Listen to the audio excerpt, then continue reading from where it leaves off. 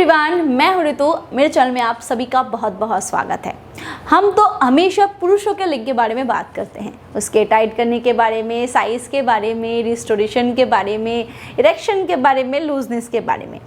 But क्या आपने कभी औरतों के लिंग के बारे में सुना है? क्या आपको पता है कि औरतों का भी लिंग होता है? क्या आपको पता है कि उसका लिंग भी उतना ही खड़ा होता है, उस तरीके से ही खड़ा होता है जिस तरीके से मेल पार्टनर का मैकेनिज्म है? ठीक उसी तरीके से जैसे मेल पार्टनर का इरेक्शन होता है और वो सेक्स करते हैं। खास फीमेल पार्टनर इस ऑर्गन के साथ सेक्स तो नहीं कर पाते, बट ये सेक्स का एक बहुत ही अहम हिस्सा है। यानी कि मेल पार्टनर जैसे अपने लिंग के थ्रू, अपने कैप सेक्शन के थ्रू, सेंसिटिविटी की वजह से उनका ऑर्गेज्म है वो उसको अचीव करते हैं। फीमेल पार्टनर भी इसी ऑर्गन की वजह से, उनके इसी लिंग के वजह से ही अपने सेटिस्फैक्शन लेवल को अचीव करते हैं, ऑर्गेज्म को अचीव करते हैं। वो कैसे, किस तरीके से, आइए फटाफट बात करते हैं।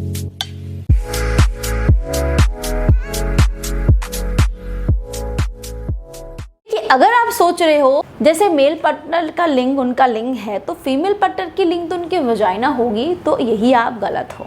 क्योंकि दोनों कंपैटिबिलिटी में तो है बट एक ही पोजीशन में नहीं है। फीमेल पार्टनर के लिंग को क्लिटोरिस कहा जाता है, क्लिट कहा जाता है। ठीक जैसे जब मेल पार्टनर सेक्स के लिए जब उत्तेजित होते हैं तो उनके प्राइवेट ऑर्गन में ब्लड फ्लो होता है, जिसकी वजह से उनका इरेक्शन आता है। वो पेनिट्रेशन के थ्रू सेक्स को फील करते हैं, स्टिमुलेट करते हैं अपने आप को और ऑर्गेज्म को अचीव करते हैं। ठीक वैसे ही फीमेल पार्टनर जब सेक्स के लिए उत्तेजित होती है तो ये जो क्लिटोरिस है वो अपने हिस्से से बढ़ जाता है। क्लिट में भी ब्लड फ्लो पहुंचता है, वो इरेक्ट होता है और उसमें हजारों के तादाद में जो सेंसिटिव नर्व्स होते हैं वो और भी ज़्यादा फैल जाता है। फीमेल पार्टनर इसी सेंसिटिविटी की वजह से ही ऑर्गेज्म को अचीव करते हैं। अगर फीमेल पार्टनर से उत्तेजित ना हो, अगर उनका भी इरेक्शन ना हो, यानी कि ये जो क्लिटोरिस है वो अगर स्पेंट ना हो, अगर उनका जो सेंसिटिव नर्व्स है जो क्लिटोरिस के साथ जुड़े हुए हैं, अगर इसमें स्टिमुलेशन ना मिले तो फीमेल पार्टनर कभी भी सेक्स को एंजॉय नहीं कर पाती और ऑर्गेज्म को कभी भी अचीव नहीं कर पाती। इसीलिए दोस्तों इस हिस्से को औरतों का लिंग यानी कि फीमेल पेनिस कहा जाता है। वीडियो को आगे बढ़ाने से पहले मैं आपको एक प्रोडक्ट के बारे में बताना चाहूंगी।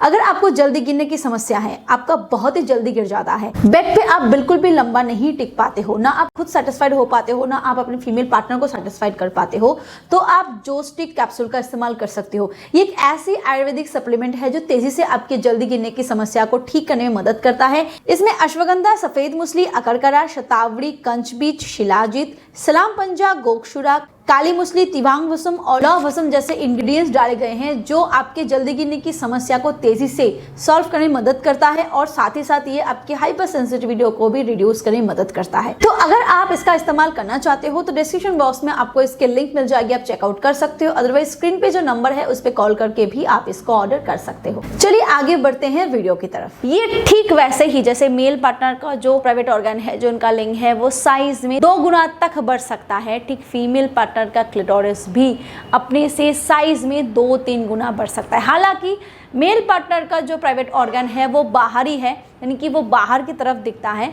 और फीमेल पार्टनर का ये जो उनका जो लिंग होता है वो बाहर की तरफ ज़्यादा नहीं होता। सिर्फ 10 भाग का 1 भाग ही बाहर की तरफ होता है, बाकी 9 भाग उनके शरीर के अंदर होता है।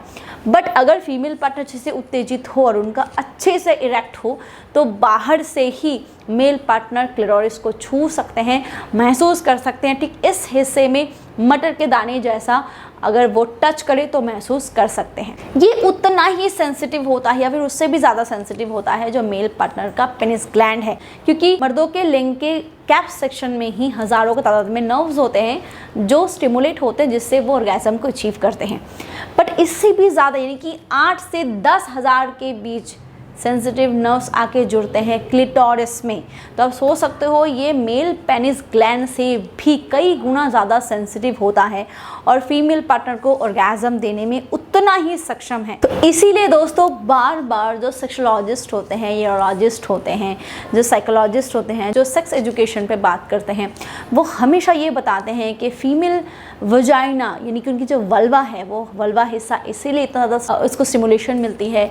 अगर आप वल्वा को स्टिमुलेट करते हो, उसको टच करते हो, उसको किस करते हो, या फिर उसको स्टिमुलेट करते हो अपने हाथ से थ्रू स्टिमुलेट करते हो, तो इसी क्लिट की वजह से ही फीमेल पार्टनर जो है वो इस हिस्से में स्टिमुलेशन को फील करती है।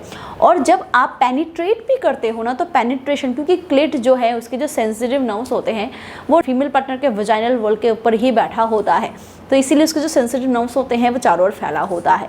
तो जब आप पेनिट्रेट करते हो ना, तो पेनिट्रेशन के थ्रू, घर्षण के थ्रू, यही जो क्लिटोरिस होती है उसमें सेंसिटिविटी पहुंचती है और फीमेल पार्टनर कुछ फील करते हैं, जिसको ऑर्गेज़म हम बोलते हैं ना। तो इसीलिए दोस्तों, ऐसे अपने लिंग के ऊपर इतना ज़्यादा ध्यान देते हो, वैसे ही फीमेल लिंग के ऊपर भी थोड़ा ध्यान दिया करो, उसको अच्छे से स्टिमुलेट किया करो, ताकि आपके साथ साथ आपकी फीमेल पार्टनर हर बार ऑर्गेज़म को अचीव कर सके और कभी भी आपको रिजेक्ट ना होना पड़े। जब भी आप उसको मनाने की कोशिश करो, हर बार वो राज़ी हो जाए। वीडियो पसंद आए तो इसे लाइक करो, शेयर करो, सब्सक्राइब करना ना भूलना प्लीज़। Thank you. बाय।